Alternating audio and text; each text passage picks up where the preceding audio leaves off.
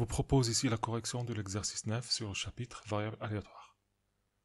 Donc on a pour une mise de 50 centimes, on lance un dé équilibré.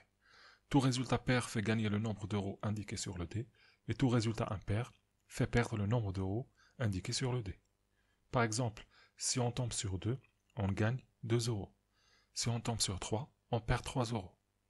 Donc on va noter x, la variable aléatoire qui correspond au gain algébrique, en prenant en compte la mise. Première question, établir la loi de probabilité de x, et ensuite dire est-ce que le jeu est équitable ou pas. Donc commençons par la première question. Si on tombe sur le numéro 1, on va perdre 1 euro, plus la mise, ce qui fait moins 1,5. Si on tombe sur 2, on gagne 2 euros, mais on enlève la mise, ce qui fait 1,5, plus 1,5. Pour 3, on perd 3 euros et la mise, ce qui fait moins 3,5. Pour 4, on gagne 4 euros, on enlève la mise, ça fait plus 3,5. Pour 5, on perd 5 euros et la mise, ce qui fait moins 5,5.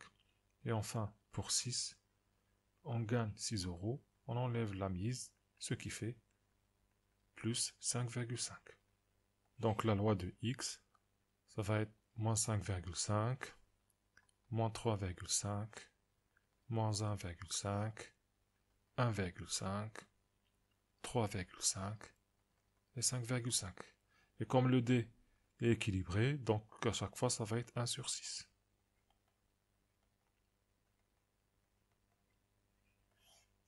Et voilà pour la première question.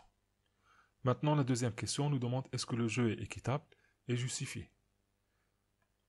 Donc pour savoir si le jeu est équitable, on calcule l'espérance. Donc espérance de x, ça va être égal à moins 5,5 sur 6, plus moins 3,5 sur 6, plus moins 1,5 sur 6, plus 1,5 sur 6, jusqu'à 5,5 sur 6.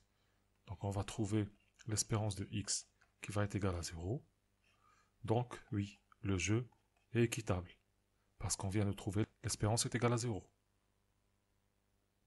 Et c'est fini pour cet exercice.